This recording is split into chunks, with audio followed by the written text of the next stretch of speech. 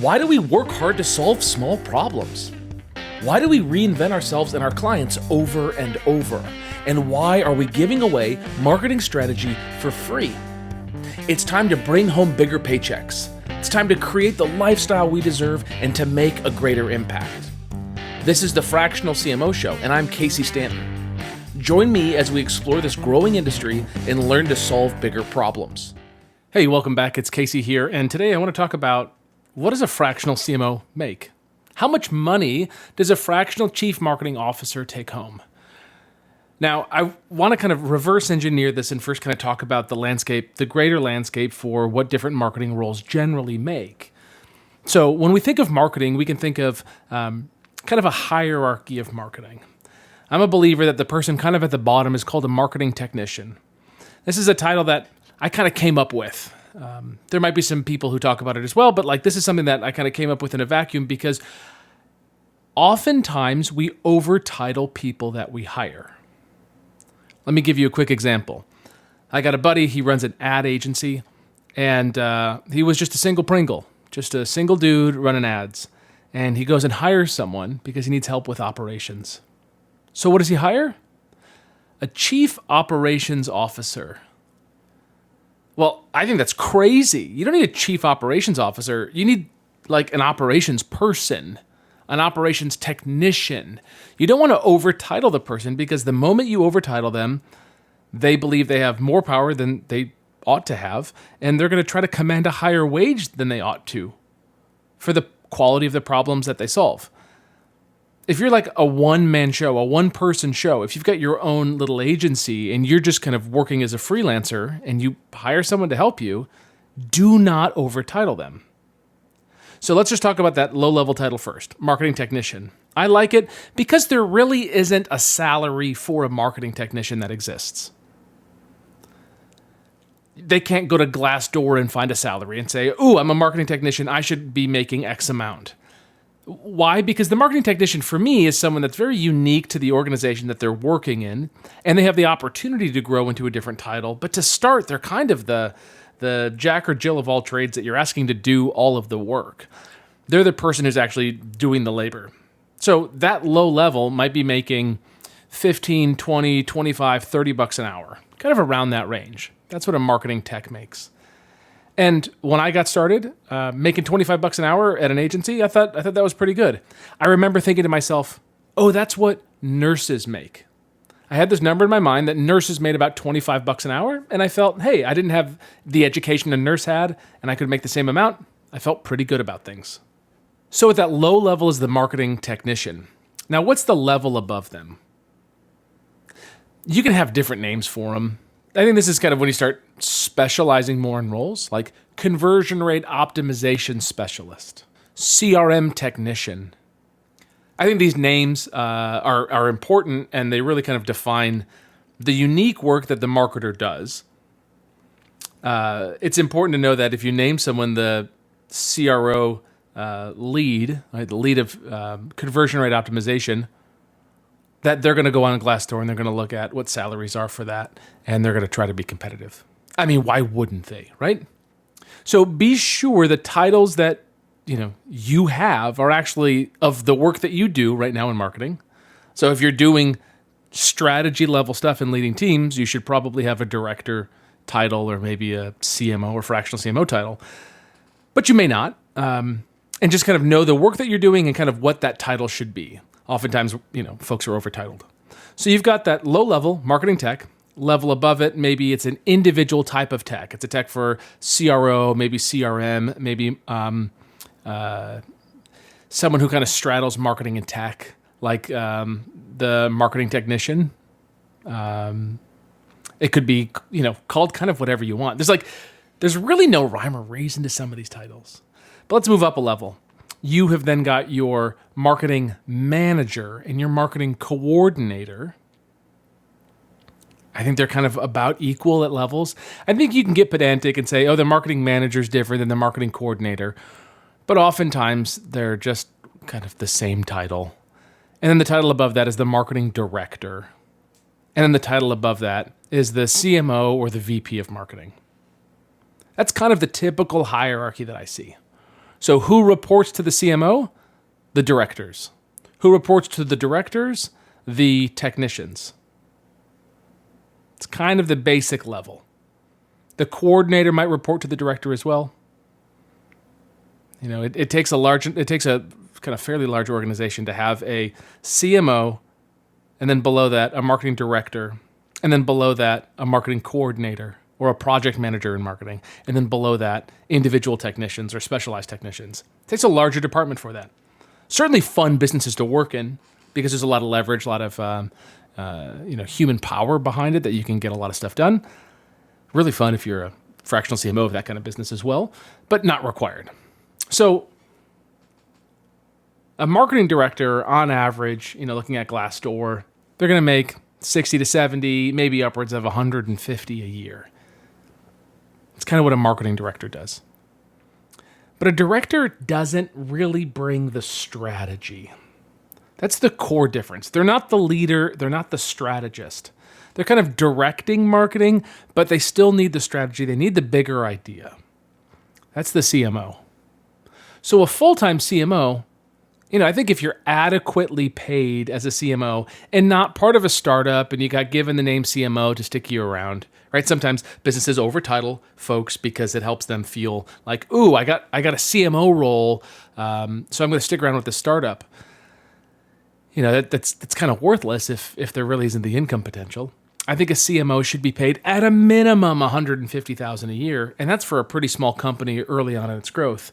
But a great CMO should be making $250,000, $300,000, all the way up to $500,000 a year. I think that's a really good target.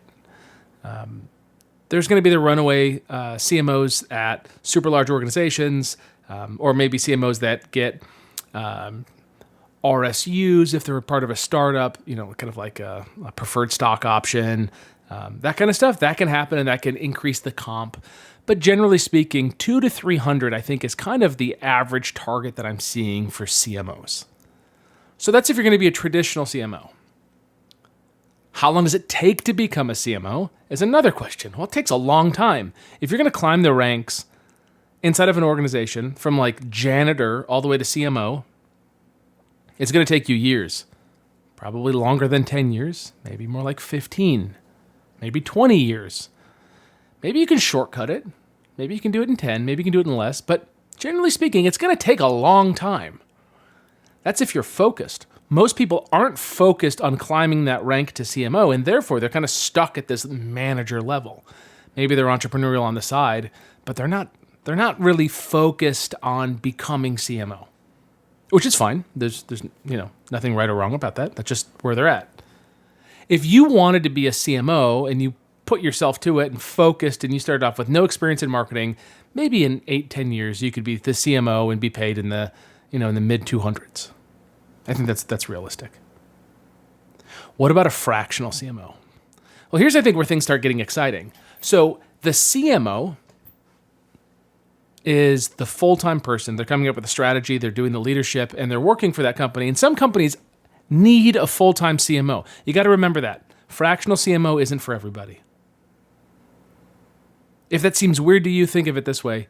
Think of a lawyer. Do all companies need a full-time in-house counsel? No, I don't for my business. My friends don't for their business.